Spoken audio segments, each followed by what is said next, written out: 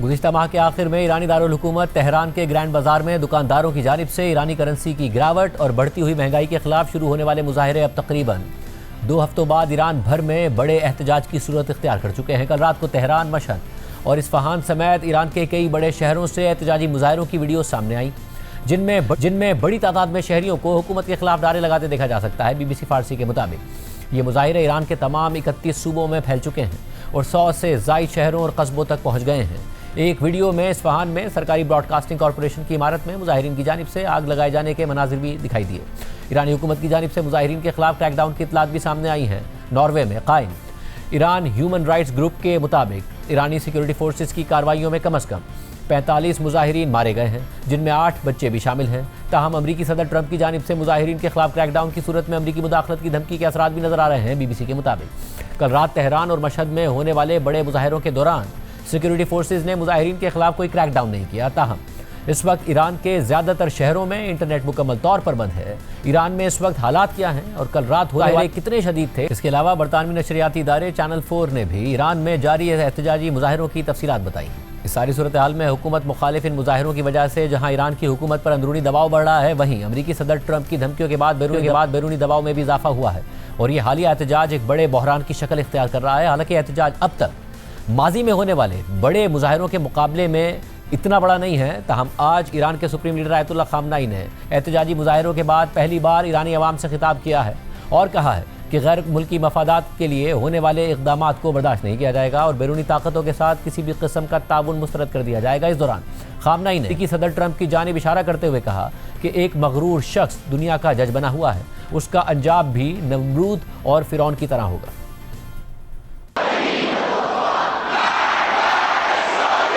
मजदूरी بیگانگان رو تحمل نمیکنه. نظام اسلامی هم تو رو مردود میدانه. این مربوط به اینها اون بابایی که با نخوت و غرور نشسته اونجا راجع به همه دنیا قضاوت میکنه، او هم بدانه که معمولا مستبدین و مستکبران عالم از قبیل فرعون و نمرود و رضاخان و محمد رضا و امثال اینها وقتی که در اوج غرور بودند سرنگون شدند. این هم سرنگون خواهد شد.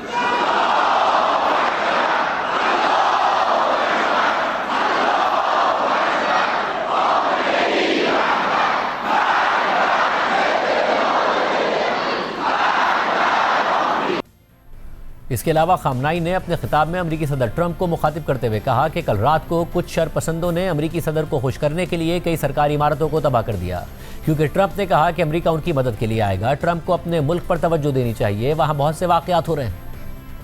کسانی هم هستن که کارشون تخریبه. دیشب در تهران در بعضی جای دیگه یه مش تخریبگر آمدن ساختمان متعلق به کشور خودشون رو خراب کرد برای که دل رئیس جمهور آمریکا خوش بیاد.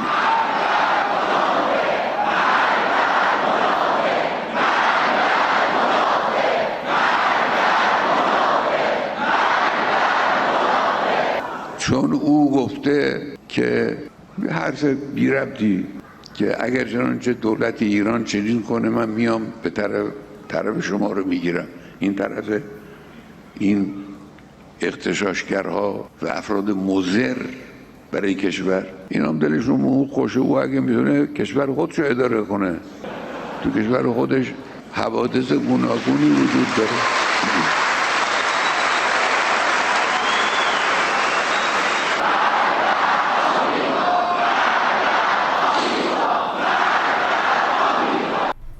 इससे पहले कल ईरान की वज़ारत ख़ारजा ने भी अमरीकी सदर ट्रंप के ईरान से मुतालिक बयानात पर रद्द-ए-अमल दिया था और इस हवाले से जारी अपने बयान में कहा था कि ईरानी वज़ारत ख़ारजा ईरान के अंदरूनी हालात से मुतालिक अमरीकी हुकाम के मुदाखलत पसंदाना और गुमराहकुन बयानात की सख्त मज़म्मत करती है और ये बयानात ईरान की अजीम कौम के खिलाफ अमरीका की दुश्मनी के तसलसल का वाज़ेह सबूत हैं। ये मौक़िफ़ ईरानी अवाम की हमदर्दी में नहीं है, बल्कि ज़्यादा से ज़्यादा दबाव, धमकियों और ईरान के अंदरूनी मामलात में मुदाखलत की पॉलिसी के तहत अपनाया गया है, जिसका मकसद तशद्दुद और दहशत गर्दी को हवा देना और ईरान में बदअमनी और अदम तहफ़्फ़ुज़ पैदा करना है। ईरानी वजारत खारजा के बयान में मज़ीद लिखा है कि ईरान के आइन में दिए गए उसूलों के मुताबिक ईरानी हुकूमत पुरअमन एहतजाज को तस्लीम करती है और कानून के दायरे में रहते हुए अवाम के जायज़ मुतालबात पूरे करने की हर मुमकिन कोशिश करती है। बयान में ईरानी वजारत खारजा ने मुआशी मुश्किलात कम करने के लिए ज़रूरी इक़दाम की अहमियत पर जोर देते हुए कहा कि इन मसाइल की बड़ी वजह ईरान के खिलाफ अमरीका की जानिब से गैर कानूनी और ज़ालिमाना पाबंदियों के ज़रिए की जाने वाली मुआशी जंग है।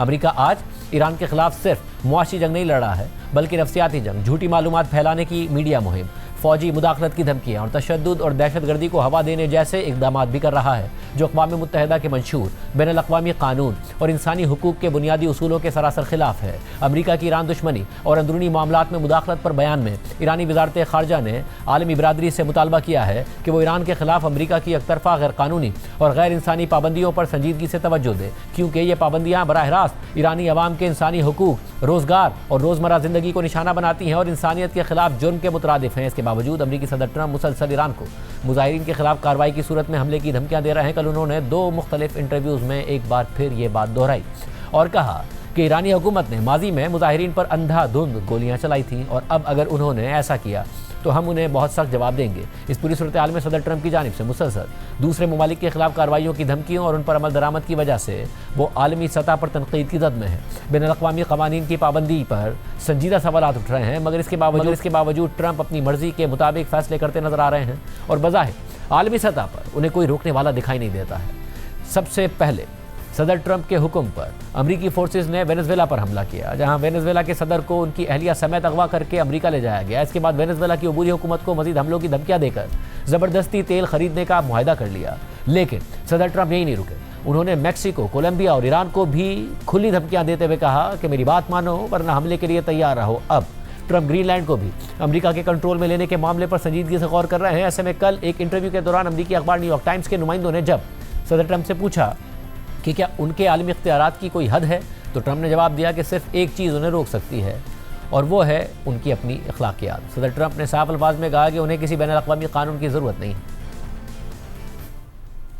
Do you see any checks on your power on the world stage? Is there anything that could stop you if you wanted to? Yeah, there's one thing. My own morality, my own mind, the only thing that can stop. And that's law. very good. I don't need international law. I'm not looking to hurt people. Do you feel your administration needs to abide by international law on the global stage? Yeah, I do.